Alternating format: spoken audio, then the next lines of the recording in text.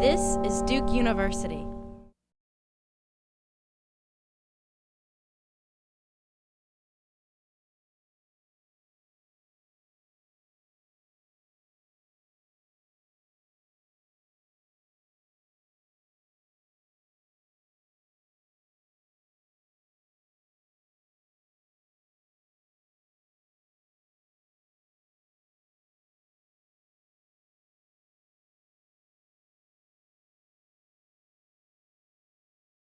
I'd like to invite the founder of Ashoka, 30 years ago, a real pioneer, before the word was even coined, social entrepreneurship, Bill Drayton, my good friend, to come to the stage. Great, thank you.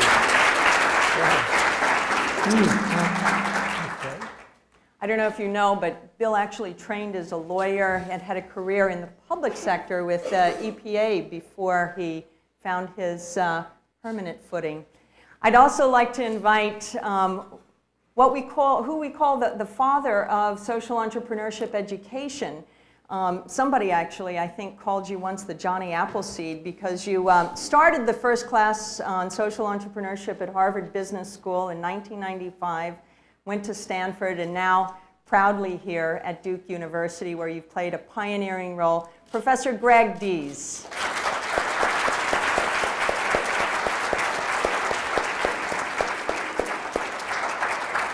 I don't know if you realize that Greg did not study social entrepreneurship. He, in fact, has his PhD in philosophy. This is true. Yes. Are the mics working with everyone? I think so. Sounds like it, yes. Okay, sound okay. Well, I am thrilled to welcome everybody here this morning. For those of you who did not have the good fortune to participate in the TEDx, it was quite a stellar array of incredible speakers and powerful ideas. Was it not? And part of what we talked about was, in fact, trying to answer this question, is the university a force for good? There were a few challenges. Phil, our moderator, actually said, speaking on behalf of his alma mater and yours, Bill, Yale University, success is defined by exclusion. They proudly talk about the billions not served.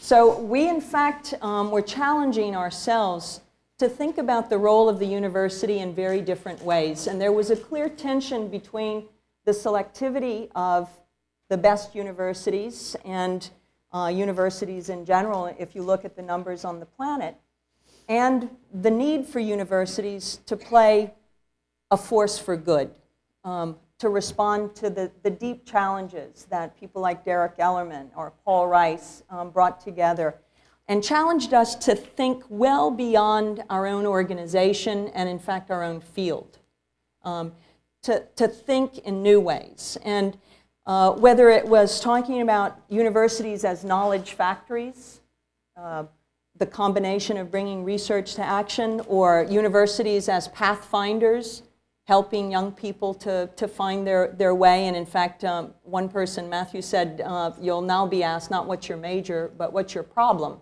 What's the problem you're working on? Because of this drive to try to work across disciplines. The role of university as convener of troublemakers, or rebels, as Ngozi called change makers, or the role of university as moneymakers, as tremendous resources that we were encouraged by Maya and others to look around us and figure out how to tap, and others. So part of what I'd like to do, since we've all been looking at this development over at least 3 decades, is step back and share with us, if you would, Bill, your perspective on how this field has, in fact, emerged in what is relatively a short period of time, and why today we could have with us some 70 universities from 10 countries actually here talking about the way that universities can be a force for positive change. When you started, we didn't even know what this term was. How do you explain it?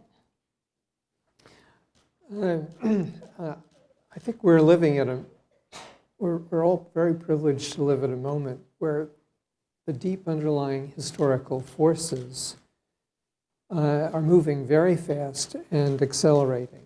And when things change, you need people to manage and lead the change. And I think that's why both the social entrepreneurs and the universities are very critical.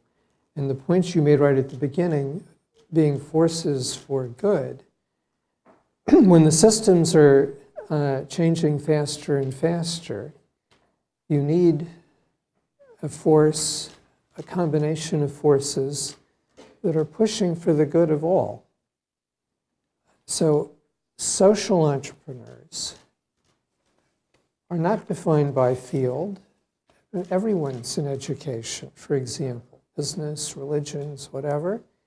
But those are the social entrepreneurs are the people who deep within them are committed to the good of all. That's what they're trying to make happen. And that's also what the universities have been committed to for the long term. And that's why I think we have this very powerful emerging alliance represented by everyone here. It may be helpful to sort of look at the force, the strategic environment that has made the field emerge. Quite literally, as you were saying, Susan, no one had any idea what a social entrepreneur was. When you start using that word, people would look at you glassy-eyed, and the smart ones would say, oh, that's an oxymoron. So what is that force? I think we all know what it is. The rate at which change is accelerating is still exponential. And so is the increase in the number of change makers. And probably even more important, so is the increase in the combinations of change makers. Here we have an example. And the increase in the number of change makers and combinations, the scale, the complexity, the geographic scope, and the velocity of combinations. This is a very, very powerful set of forces, and it is driving everything before it. And as certainly people here know, an exponential curve has a certain logic to it that is very hard to resist. So the old way of organizing society in hierarchies is failing. And the hierarchies are still dominant in our minds as well as in how we structure the world, but it's a past, not a future. It's not the old hierarchies, it's the Silicon Valleys and the Bangalores, not the Detroits and the Calcuttas. And that's true for individual organizations, it's true for individuals. The hierarchy is a few people managing, whatever the nice verb you want to use, everyone else, and the presumption is that everyone else is doing a repetitive function. Well, this is clearly a model that can't work when change is not just coming at you from one direction slowly, the chemical revolution or something like that, but it's everything around you is changing faster and faster.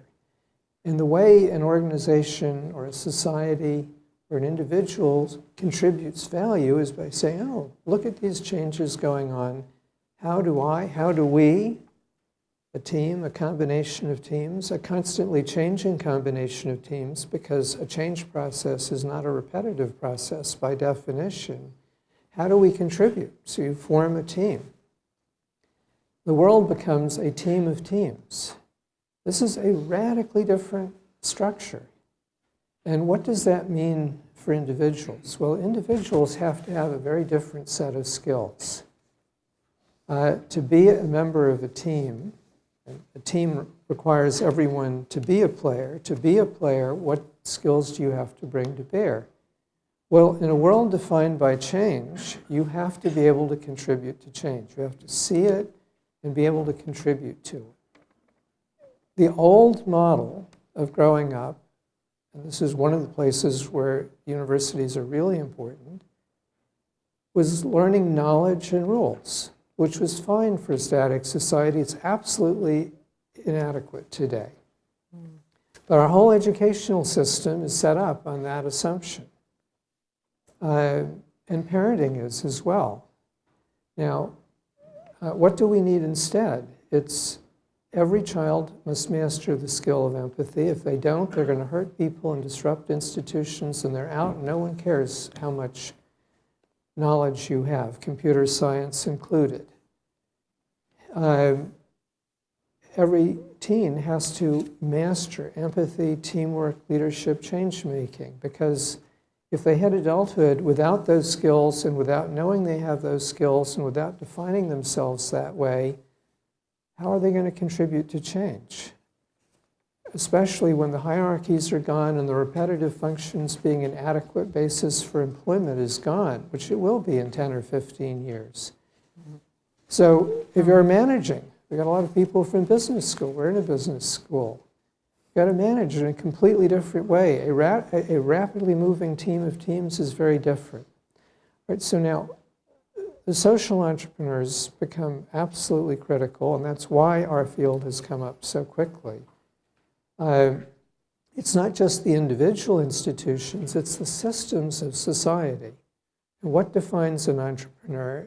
Entrepreneurs are people who work on the systems, the large system change. You need millions and millions, you need everyone to be a change maker, because all the institutions have to be constantly changing to be able to contribute. There are some people who have to worry about the systems as a whole. And so that's the entrepreneur's job. We need the social entrepreneurs focused on the good of the whole, because otherwise the system is going to go amok. Right now we're losing privacy because we need preventive surveillance. That's a fact. Because Moore's law of 30% compounding every year, lowering the cost of connecting the dots, has gotten to the point where connecting the dots infinitely is basically free. And because so many of the entrepreneurs, the business entrepreneurs in this information field, have a new paradigm. We give you something, we get information, we sell the information. Well, that's not friendly to privacy either. So 3 powerful forces going against privacy. Well, who's going to say the system is about to go off the cliff? That's why you need the social entrepreneurs, and that's why the Social Entrepreneurs University Alliance is so absolutely critical. As you move into this period where things are changing faster and faster, and you can't assume the systems, you need a really powerful force, a team of teams that is always pushing for the good of all. Once we're through the transition, that team will broaden out, and that'll be much more normal. But right now, we have a very critical role to play. And that's, I think, why the field has grown up, because the need is so great. Very interesting. You've put a lot of ideas on the table here, and certainly to unpack what you're talking about, I think we need to turn to Greg and ask him because you've been inside this and seeing it, and at the same time helping to build it, creating strategies, in fact, to bring about a tipping point where today social entrepreneurship is a fairly widely used term and understood maybe differently by people, but to the point where, I mean, Oxford University Press actually came to David Bornstein and myself to write this book because they felt social entrepreneurship needed to be one of those terms explained in their series, What Everyone Needs to Know.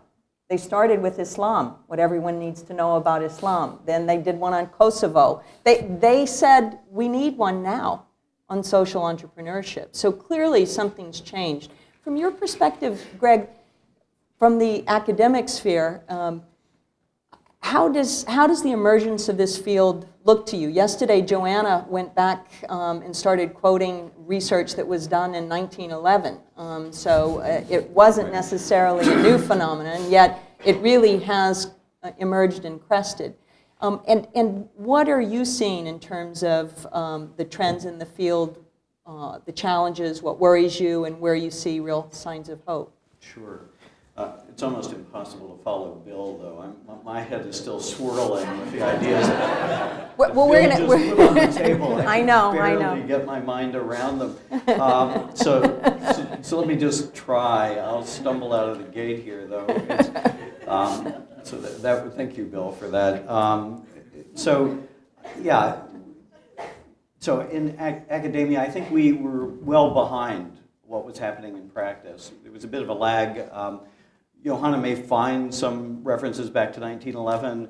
Still, my experience when Bill was doing his work at Ashoka in the early years is that we were still, those of us in academia, still a decade or so behind what was happening in the world.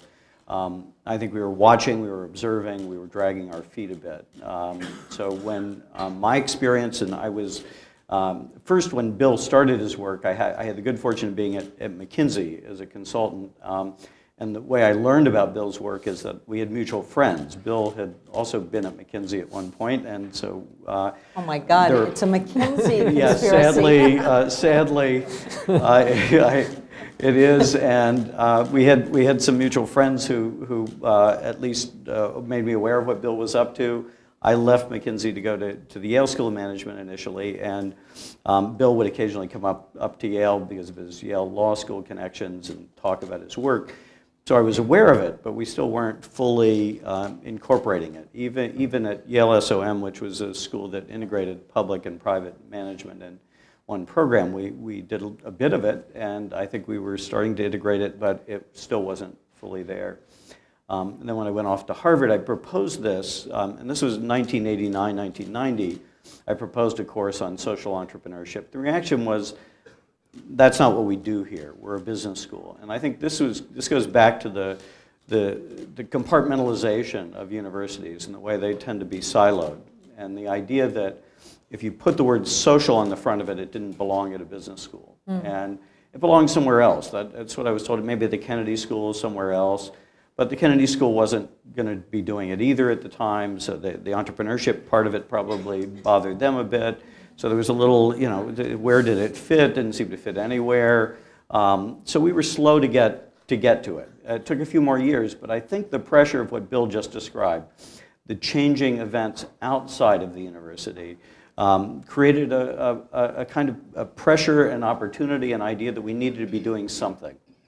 And eventually, and this took 4 more years, the university realized we needed to be doing something, and we did start to create this initiative on social enterprise at Harvard, and I had the chance to dust off my old course proposal and resubmit it.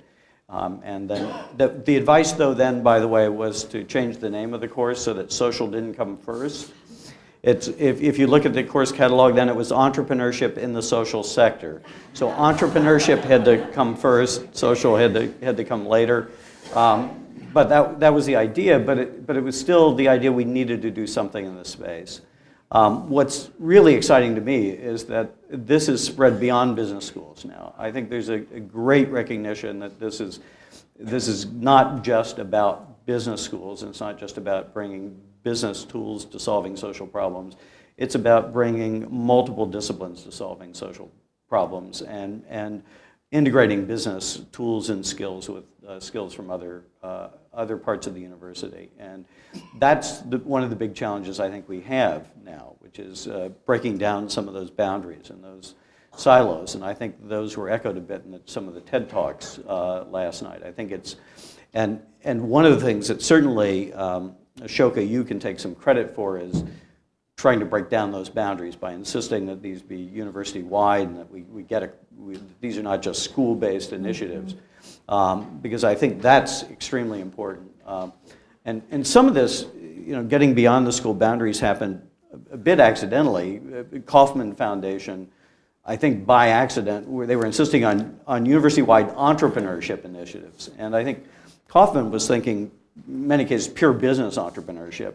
And what they found is when they opened it up university-wide is that a lot of people were interested in social entrepreneurship. And that was the key to really engaging the university community. So that turned out to be an important part of it. And UNC, of course, Holden Thorpe and Buck Goldstein were here yesterday, found that social entrepreneurship had to be part of what they were doing down there, and it's happened at a number of other, University of Illinois, a number of other schools that were Kauffman campuses found that to be true. And I think that when you broaden it out, the social entrepreneurship part of it is an important part of it, and the students will demand it. I think the students from around the university, if they want to be entrepreneurial, many of them want to tackle the social problems. That's what they're going to want to be engaged in. And that's the skills they want are the skills you just described, Bill, and I think we need to find a way to convey those. And they're not just resident and business schools, so we've got to get beyond that boundary. And so those are the trends that I've seen, and they certainly, I think, are brought about by these external changes. And we lagged a bit. We were a little bit slow to get on that, and I think now we're getting onto it. And I think now we're running into the challenges of how do we do this within an institution or an organization, university that in many cases is very bureaucratic, very siloed, and we have to be the ones to break down some of those boundaries. We have to be the change makers within that organization. That's In fact, that's that our was role. echoed a lot yesterday when people were talking about taking up the challenge. And Holden and Buck actually quoted you, Bill, as inspiring them to see entrepreneurship in a wider way, including social in the definition. And they were arguing, they've got a new book out, The Universities as Engines of Innovation, and it's all about widening the definition and opening the tent to be more inclusive. And yet, Greg, part of the challenge to work in a multidisciplinary way is tough. You had to, you were advised to change the name of your course. I've been working with and advising New York University's Reynolds program on social entrepreneurship, and they've succeeded in creating a university-wide program. But I think there are a lot of lessons that have been packed in the last 20 years on how universities actually are getting traction on campuses. From your perspective, what do you think are some of the keys to transforming the university from siloed fortresses into a place where you really can enable this kind of problem solving and impact?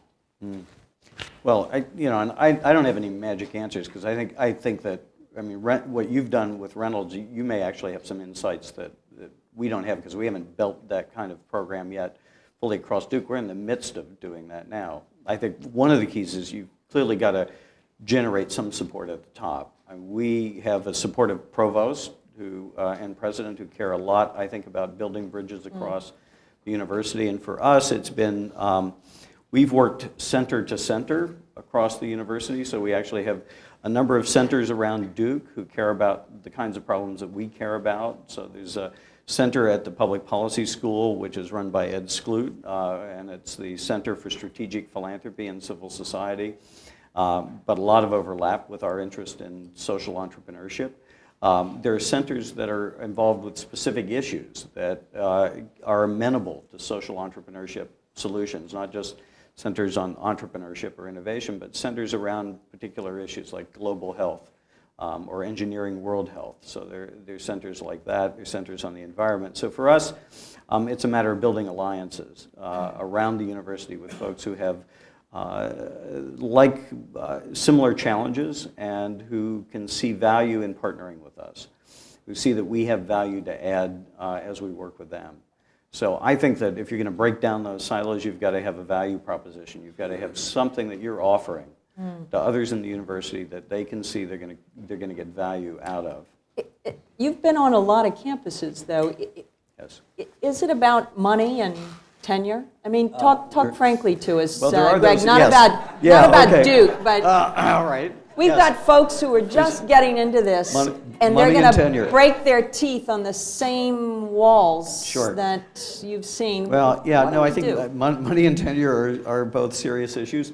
I'll talk about both of those, and I'll throw in some others. So there, tenure is a serious problem. I think this is a lot easier for faculty who are already tenured and for faculty who are not on the tenure track, simply because they don't have at stake that issue of coming up for promotion, where they may run into the problem of having to struggle with publications that don't fit neatly into some A-level, top-level journal in their field, because that can be a challenge. So if folks are not tenured, if they're on the tenure track and they're not yet tenured, at least at a major research university, they have got to be publishing in leading journals, and typically those are field-based journals, and they're often very narrow, and so they have to be focusing on research.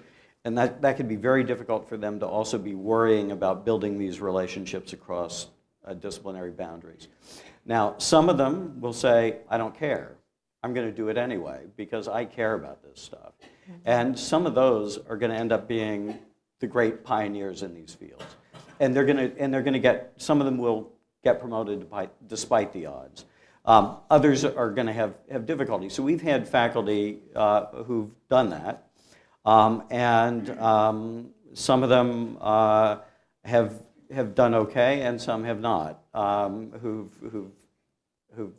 decided to buck the odds. I can think of one junior faculty, and I won't mention names, who, despite the advice of his department chair, said, I'm going to do research in this area, and I'm going to try to publish it in the leading journal in our field. This person did, despite being told not to do that. The person is no longer at the institution where they were doing that work. They did get it published in that leading journal, though, eventually, but they didn't get to stay at that institution. They were not promoted, and so these things can get tricky. They can get very tricky. So I think you need, if you can get it, tenured faculty leadership, or you need people who are willing to buck the system and take the chances. So I think that is an issue. Money, you certainly need money to do this. I think having the funding to do it is crucial. It makes it a lot easier for the university to say yes to whatever you're trying to do. I think there's no question about that. And I think you really have to engage people. So we tried it. At Stanford, we created the Center for Social Innovation. When we created it, the idea was to make it university-wide. We had a list of faculty affiliates who were all across the university. While I was at Stanford, I also, in addition to teaching at the business school, I taught a couple undergrad courses. I co-taught a law school seminar, and had a chance to get around the university. We did that, but we didn't really engage those affiliates very well. And that turned out not to really build a strong university base. So I think you have to really engage people. You have to create something that where they feel they can contribute and where they're getting something out of it. And we had very senior tenured people from around the university, which if we really engaged them, I think it would have been an even stronger university-based center, and not just, it turned out to be largely a business school-based center. So other centers were created at Stanford, and it's a little more fragmented there. Thank you. Thank you. Bill, you've been talking on college campuses for 30 years and advising more recently, I think, people at various levels. It's not unlike trying to change other professions, is it? I mean, Ashoka's got more than, I think, 2,500 now fellows, leading social entrepreneurs in 70 countries. And whether we're talking about how to change the way babies are born, or how we die, or how the legal profession does its work, what advice do you offer to universities on how they change this very old and enduring institution? And what have you seen that really works? Well, I just want to make a comment first. I think Greg has played a very key role. You're way too modest about it. It has been difficult, and you've pioneered this not in one campus, but a whole series of very demanding campuses. So thank you. The second comment. So does that mean you're advising faculty to leave and go around now? Spread the wealth? It's the cross-pollination strategy, huh? Well, especially if you end up at Duke. Yeah. Second thing, I've suddenly realized that we are in the same league as Kosovo. And Islam. So how does any institution change, it is a function of what value is it providing to the world. Because the world will value it in response. And right now, we have this absolutely profound historic change that has been building for centuries, and we're just about to go over the tipping point. Remember, those curves are exponential, so it's taken a long time to build to this point. And this is, again, precisely where I think the social entrepreneurs and the universities coming together is, again, really important. And there's a new step that has emerged in social entrepreneurship, collaborative entrepreneurship, that is at the heart of this. Because it's the results of collaborative entrepreneurship that's producing knowledge and action combined together that is going to move the world very profoundly, and that any university, any department ignores this is going to be left in the dust, even in terms of conventional knowledge. When you say the word entrepreneur, you typically think of one person who upsets everyone around them. Well, that is still very powerful, but collaborative entrepreneurship is quantum leaps ahead.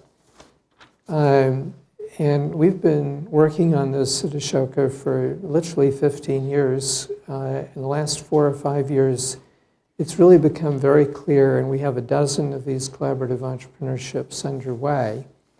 And I think if I could give you an example of one or two, and as I do, ask yourself, is this relevant to the business school, the School of Ed, to teachers in sociology, or whatever your field is? And I think you'll find the answer is yes, very.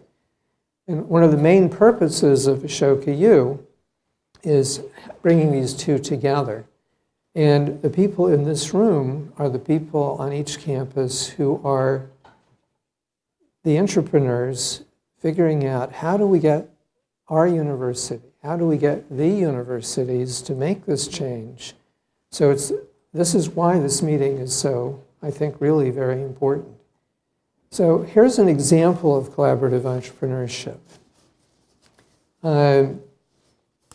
I mentioned earlier that any child that does not master empathy, which is a learned skill, not a genetic inheritance, is going to be marginalized. They'll be thrown out. They will not have a role in society, which is the worst thing you can do to any human being.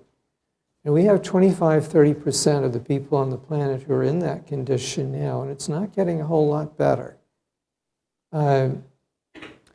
The level of empathetic skill that's required is going up every year because the world is getting more interconnected, more complex, more moving pieces, and all the pieces are moving faster and faster. That means less and less of anyone's life is covered by rules. They're always changing, they haven't been invented yet, et cetera, et cetera. In that situation, if you don't have the skill to understand what is going on in the mind and spirit of all the people around you, layers out into the future and in combinations, institutions and groups, you will hurt people and you will disrupt institutions and you're out. And typically you're part of a group that doesn't have this set of skills. That's why you didn't get it at home, you didn't get it in the streets, and schools aren't providing it. And so the group falls further and further behind. And that's one of the main causes of increasing inequity, increasing income unequal distribution. Give us an example of what you're talking about, though. Empathy, I think, is something that we understand as an abstract notion. How do you teach it? You're saying it's a skill that can be taught in a university setting? Well, this empathy really comes earlier. You need to work on it all through life, but it's really important to start at the beginning. So, Canadian fellow Mary Gordon, some of you know her. She focused on this problem in her classroom.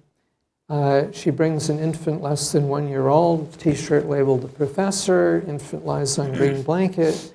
First graders, third graders sit in a circle around, and they've got to figure out what the professor is saying, and later what the professor is feeling. And they have the example of the mother-child empathy in front of them. Very quick limbic learning. Now, why is it so quick? Because we are born with the genetic need to be part of society. That is absolutely fundamental. You can't survive if you don't do that, and that's why being marginalized is so enormously painful and cruel. So the kids get this right away. 20 hours, a couple of hours a month over 8 months, and you have it. Other fellows, Jill Violette from California, she's bringing recess back to the schools, and her methodology is group play. Well, what is group play? That's how kids practice empathy. And Eric Dawson in Boston is doing the same thing in classrooms. Molly Barker, not far from here in Charlotte, is focused on 5th through 8th grade girls. She has 76,000 volunteers and growing rapidly. That's an age group where the mean girl, i.e. the opposite of the empathetic girl, comes up. So these are 4 out of 700 examples out of the 3,000 Ashoka Fellows who are focused on children and young people. We know how to solve the problem. What we have got to do now is make sure that every parent knows how to parent. And we change what happens in the schools. Our goal in this example of collaborative entrepreneurship is that 5 years from now, 80% of the elementary school principals everywhere in the world will know that they are failing if there is one second grader who has not grasped empathy, and if all the kids aren't practicing. Now, how many elementary school principals do you know today even think about that? Now, this is an example of where the universities can make a huge difference. There's research to be done. There's a refinement. There's systemization. There's major reforms of the schools of ed. There's, if you're studying poverty, what's going on in the ghettos? If you're trying to understand the history of this era, you've got to understand this. Well, this is one piece. And then Ashoka's Youth Venture picks up for the teenagers. They have got to be practicing empathy as the base, and then actually practicing teamwork, leadership, for change.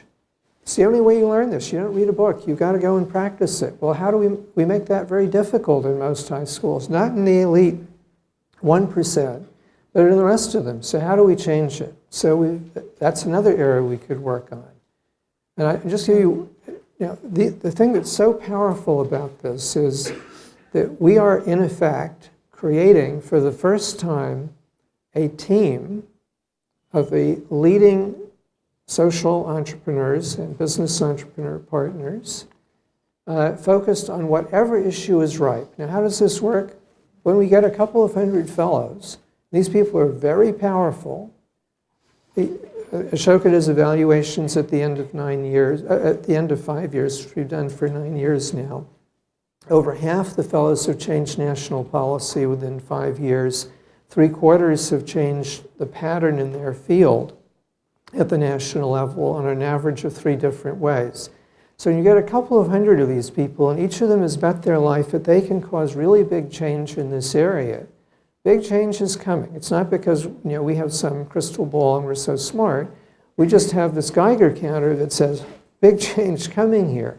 And then we look and say, okay, well, what are the patterns? And among the patterns, which are the ones that are forward-looking?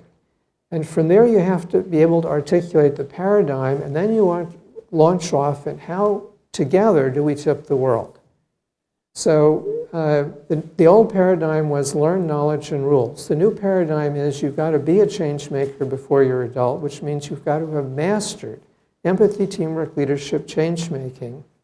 And to do that, you've got to be practicing it from first grade onward. That's a very profound new paradigm. It's very simple. We saw yesterday one of the great examples. I was telling you earlier when Adora spoke on, right? For those of you who were here yesterday, we listened to this, maybe, I don't know, she's 10 years old, tell us that we needed to ban childishness from our vocabulary as a disparaging term. And I thought that we saw a beautiful display of real empathy when we listened to Aman Bibars talk to us about the revolution in Egypt and how she was following the young people, and she challenged universities to live up to young people's expectations. You talked about, Greg, students demanding new pathways and opportunities because they don't want to do whatever they need to do to make money and then give back. They want alignment from the get-go. Adora says, kids get it, adults forget it, right? So she says we want to become better adults.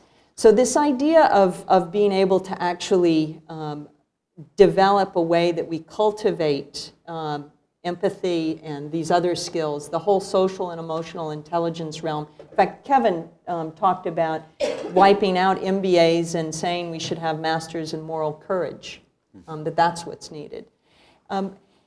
In the global level, Greg, you've been playing a role helping to chair, I think, groups for the World Economic Forum.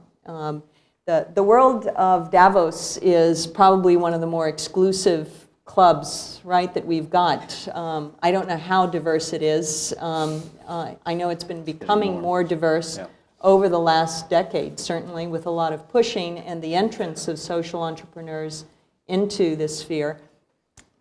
You've been chairing, I think, a council on social entrepreneurship and maybe now social innovation. What insights do you have to share with us on how the world of business and government and these rarefied circles are thinking about this space? Sure. Yeah, and if we had time, I'd come back to that because I think the empathy point is also very important. I'd just sort of pick up on that a little bit because I do think it's got to be a sort of mature and smart empathy. We've got 15 minutes. Go ahead. We've got 15 minutes. All right. So we'll come back to this because I don't want to lose that thread because I think empathy is certainly the base, but empathy has some biases in it because empathy is something that we often feel for those who are close to us and those most like us.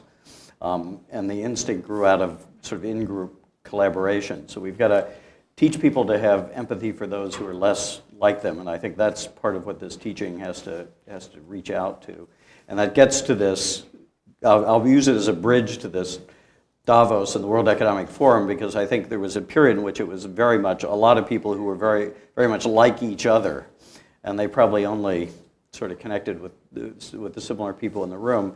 And I think there's an effort now to create more diversity there so that maybe they can get to know folks who aren't so much like them, so that they can have a little more empathy for people who are not quite exactly the same as they are. Because it's really, I mean, one of the things is that empathy as an instinct is one that has some limits to it. And I think it's one that we've got to cultivate, and we have to cultivate in a very smart way because it is often bounded, and we need to stretch it out to those for whom we don't naturally feel it. It's that question of when you say love thy neighbor as thyself, the question is, who's your neighbor? Yeah. How do you define your backyard? We heard a lot yesterday about that our backyard needs to be the whole world. We also heard Kimberly Jenkins say that the golden rule is hit the ground listening. So I've just been told we've got a roving mic somewhere. And so we very much, I know, would like to hear from the audience your questions or comments in our last 15 minutes. We'll share it, right? Sure, why not? So if I can't actually see anybody with a mic in their hand, yeah, but you're not participating here, right? Unless you want to start the questions. Does somebody want to jump in? Because I know Bill wants to talk to us more about, here we go. No? Nothing burning. Okay, we have a hand in the down center here. And just why don't you introduce yourself?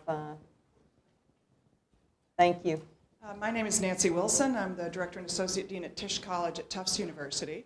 And Susan, we met in Bangladesh. We both worked for the Ford Foundation many, many Oh years my ago. God, yeah. I just sort of connected it when I saw you up there. Wow. One of the missions of Tisch College, because we don't have any students or faculty, is to actually do that working all across the university around citizenship and public service. And I teach a course on social entrepreneurship because I see that as an important element.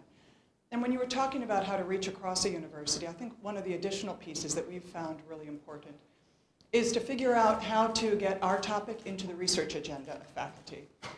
To just ask them to teach another course or a different course is a very short-term incentive that will disappear almost as soon as you stop having the additional resources to support that additional course. But where you can incentivize them to tweak their research agenda ever so slightly so that it's got a civic mission in our case, or in this broader understanding of a social entrepreneur kind of connection, then you really start to build it into their long-term stream of interest and it finds its way into the classroom. Because I find most faculty actually are faculty because they wanted to make a difference in the world. They wanted to create some new knowledge that would have impact and or teach young people. So it aligns with their values. They've just been sort of trapped about how to express those values because of the pressures of tenure and so on. So I think that even though it's not obvious and it may seem a longer route, that way of institutionalizing into the research agenda is a really important element. That's a great point. I want to talk about that for a minute, because one of the things that we did early on was create a faculty research pool out of our center, which would provide small amounts of money, not huge amounts of money, but a little bit of money to faculty who are not necessarily affiliated with our center, but who might have a research project that would align in some way with what we're doing. And that did prove to seed research. We had people in accounting and finance and marketing. This was just here at the business school initially, and so it basically got folks who had some interest to do projects that were related, and that's been really helpful. And we've seen more, and this is what's exciting to me, we've seen more faculty coming to us with interest in doing work in this area, and I think that's terrific. That wasn't happening so much early on. Sometimes we'd have to do the outreach and say, we can see a link between what you're doing and what we're interested in, and let's talk, let's have lunch, and something might come out of that. Now there are more people who would approach us and talk to us about their research interests, and we've made some connections in finance and a couple other areas that it's just intriguing to see that happen. And I think it's great, and to the extent that we can make it easier for them. Some of the big barriers have been data. So in some cases, finding good data in the area of social entrepreneurship can be difficult, and so we have to sort of help them think through the issue of how to get data if there's some area in which they want to do work where data may be difficult to collect or get. So that's been a challenge for some of them. But otherwise, I think that's a very important point, and we've tried to make it as easy as possible for people to do work in this area. But I think it goes further than just the research on social entrepreneurship, and it goes to the question of problems. And so yes, we engage, right. So we have faculty from the medical school, dental nutrition, right across, because they're looking at Nancy, other we're going to research. have to open it up to others. I just can't resist. This is exactly the core issue for the people in this room. How does everyone here jujitsu their university and the universities over this transition? And so there are a couple of things I'd suggest. One, who are the constituencies that'll give you power? Well, the students care, the alumni care. Select alumni that are entrepreneurs are the people who love the university but are pretty frustrated about the stovepipes, et cetera. That's a very important alliance. If you add to that the fact that through this collaboration with the collaborative entrepreneurship new knowledge bases, these are going to change every field, because every field now has to change as we go through this historic transformation. Look up Harvard Business Review. September, there's an article about hybrid business social value chains. We've had two systems. They don't talk to one another for every need. You collapse them now because you can into one. You have a huge productivity gain. You can't have a business school teaching strategy in the next couple of years that doesn't take that into account. Just new housing for informal sector workers, a completely failed market in India alone, we've, in the last year and a half, by applying that, have created 10,000 units, 120 million private financing. That's a $240 billion market just in India. Before you take into account the 700 million new people who are going to move into the cities, let alone the rest of the world. Well, that's a big market. That's only one industry. Right. Look at health or irrigation. How can you have a business school that doesn't take that into account? Well, if you're one of the first faculty who sees that, oh, you've got something really cool and powerful. And it's going to be interesting to the alumni also. It's a very important point, the constituencies with power. So is that Edgar there with the mic? And then let's pass it up to the woman in the yellow and then the woman on the corner here. We'll take all three of your comments or questions. Anybody on this side?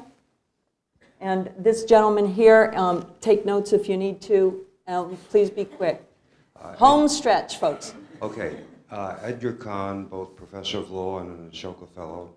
And at my law school, I'm trying to explain to him that imparting competency in lawyering to practice in a medieval guild system is probably not how we'll ever get to justice. But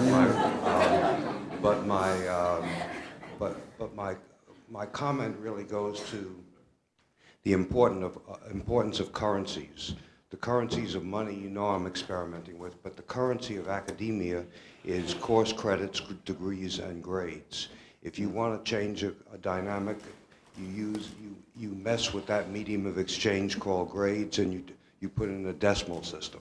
If you want more, if you want less competition, so we need to look at both the units, the units of the medium of exchange in academia are fundamental to what we produce, and you produce different dynamics when you alter both course credits, degree requirements, portfolios, and so forth. And I think that all of us can look at that, the medium of exchange we use in academia. That's all. Thank you, Edgar. Let's send the mic right back up.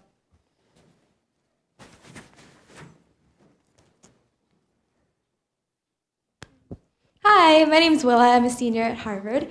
And my question goes back to your point on data. And I talk to lots of professors and students who are very interested in this field and they want to do a lot of work. But then they find that when they go to lay down what they want to do, they have trouble measuring the variables because so much of it seems intangible given the research that's already been done and what's accepted as reliable. So I'm wondering what you guys have tried in terms of measuring empathy or happiness or strength of social ties and marriages in a population that can be conveyed and articulated in a way that would be accepted well in the academic community and just to the broader population. Like how do you measure and present something like this? Thanks, Willa. And the woman down here on the corner, Erin, if you can move quickly and not fall down the stairs here. Okay. Hi, I'm Judith Cohn. Kauffman Foundation is where I spent the last 15 years, and we were wise enough to invest in Greg Dees a long time ago when he was just starting this work. So that's one of the best decisions we made. The other thing is I ran the Kauffman campuses, and now I'm the special assistant to Chancellor Holden Thorpe at UNC, so now I'm living it, and I'm on the ground. And I have a question about the non-academic side of the university, the non-curricular, and the power of students, as you were saying. And I'm interested in your thoughts about how you mobilize that non-academic side of the university, working through student affairs, career services, and student groups, which I think is the real secret weapon at UNC. And we let them run with the ball. It's been pretty amazing. Thank you so much, Judith. It's the gentleman here. I'm sorry I didn't, with the lights, even recognize you. How many people here have received Kauffman money over the years? Can we hear by noise, by clapping here? I think a real credit to your farsighted and perhaps somewhat accidental expansion of the field, but I know not in your case. Hi, my name is Michael Finney from the Thunderbird School of Global Management. Bill, you made a couple of comments earlier that made me curious about some definitional issues, and You talked about us being a team, and you talked about, it really is sort of a movement that's going on, but you said something I'm curious about. I want to know who defines the good of all. Did you say you were made furious or curious? Curious. Curious. Don't mistake my southern accent. It's a good, okay. a good No, clarification. I'm quite Darling, curious. I wouldn't mistake it. I just want to make sure we were talking about curiosity and Yeah, not curiosity. fury here. I mean, it's like, Okay. who is it that's going to define Yeah. the good of all, and where are you going to build a consensus to Very reach good that question. definition? Thank you. All right, we're going to give you both chance to comment on or respond to any of these questions or points. Thank you all. Any and all of these. I will make an amendment on the Kaufman thing. So the accidental part came after a transition. So early on, it was very deliberate. So Kaufman invested in social entrepreneurship for some time, early on deliberately, and in fact funded the 2 books that I edited, as well as a number of other things, until there was a leadership transition, and yes. the new leader was not as fond of social entrepreneurship as the prior administration. And it was after that I think the birth of social entrepreneurship on some of the campuses was probably not his intention, but it occurred. Yeah, that was a transition. So the accident happened later. I think early on they were certainly a big supporter, and I think helped plant the seeds for this field, which we need to be grateful for. So I will at least make that amendment. I think the changes happened later.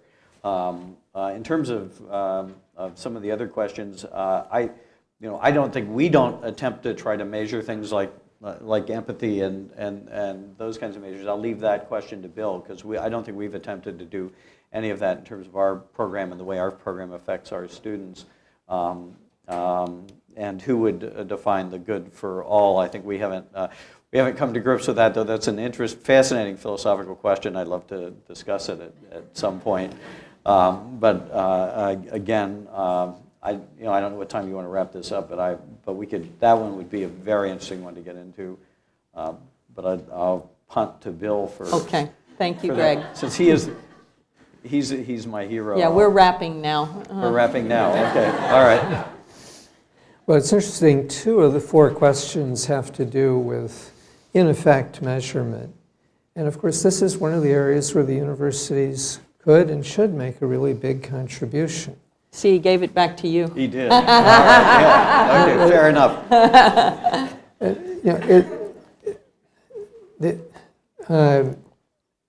The old measurements, not surprisingly, are designed for an old system, and they don't work. When you're trying to bring about systems change, trying to measure body counts doesn't do it. So if you listen to the 2 examples I gave, they come 5 years after the entrepreneur gets started. And has the system changed? Has policy changed? Has the system changed? I mean, you can actually see that. In terms of empathy, I'll give you a very simple example. In Canada, for some unknown reason, they have very good statistics on bullying. After Mary Gordon intervenes, bullying rates come down and stay down. Now, I am sure that everyone here could develop, if you thought about it and gave yourself permission, better measures. Now, let me come to, I think, this last question, because I think it really goes to the heart of understanding the world we're going into. In a world that is no longer rules and enforcement, rules set by a few people and enforced by a few people over everyone else, where everyone has to be a change maker. And to be a change maker, you have to, foundation, you have to have a very high level of empathetic skill that you apply. That is what makes you happy in life. You express love and respect in action. That's what we all want to do. When you're a change maker, even more when you're an entrepreneur, you can express love and respect at a very high level, even more, deeper satisfaction. When the world is filled with change makers, so everyone's like a really smart white blood cell as you lead your life. When you see an opportunity for change, you say, yes, this is great, I know what to do. this is a world where the solutions can outrun the problems, especially when you think about combinations. Nobody gets to play unless they're really good at empathy, and you can't pretend you're good at it. You really have to be good at it. You have to genuinely, genuinely respect the people around you. And so I think everyone will be trying to do their best to serve the good of all. And because you have a very rich system where everyone is an actor, it is very unlikely to run out of, if it doesn't work, then the social entrepreneurs come and look at it and say, oh, this is a problem, and this isn't working at this local institution because it's hurtful to people. And if it's hurtful to people, the management systems collapse.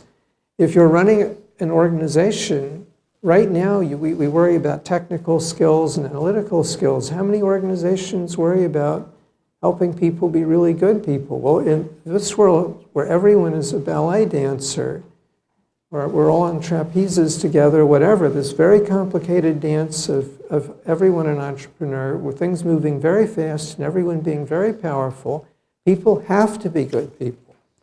And all the incentives, right now we're in the middle of this messy, somewhat painful transition where you still have rules and enforcement, except it doesn't work, so corruption is going up.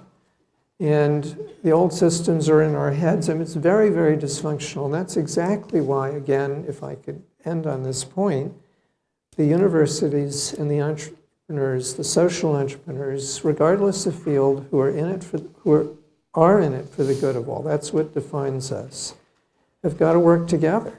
There is so much to work out. And Edgar, the problem about the law is, one problem about the law is this is a system, the common law system is totally brilliant, but it was designed for a rate of change 800 years ago. And as you go up that curve, how well will this system adapt? Well, that's a really fundamental question that every law school should be asking. And how many law schools are? Well, here's yet another example of why the universities are important. Thank you so much, Bill. Willa, I would just add that in terms of the best empirical research that I've seen on empathy and the full range of social and emotional intelligence, you can turn to CASEL.org. It's the Collaborative for Academic, Social, and Emotional Learning. And the American Institutes of Research, David Osher and his team in particular have an overview of the field, Roger Weinberg at CASEL, and this will be a growing area. In fact, the Clinton Global Initiative has just created an affinity group on social and emotional learning, and because we've got very good evidence that you can improve your math skills, in fact, through mindfulness. You can teach happiness as a skill. You can teach, certainly, empathy. And it's the intersection between what the neuroscientists have been doing with the Dalai Lama for the last 2 decades, and why now there's the Dalai Lama Fellows being started on college campuses and in civil society organizations, something Bill and I both are involved, so that you put compassion in action. So these trends, I think that you've heard, probably don't do justice at all, which is why we have today. There's a beautiful array of workshops, and I know probably you want to go to all of them. We do have one more innovation in our program. I understand we've arranged for the coffee to come at 10 o'clock so that you actually get the chance to hear the quick explanation of what the award-winning ideas are. So I'd encourage you to stay if you can. If you absolutely need to leave, you're most welcome after you join me in giving a great thanks to Bill Drayton and Greg Dees. Thank you. Great. Thanks. Thank you so much. Great. Go ahead. Thank you, Greg. Produced by Duke University. Online at duke.edu.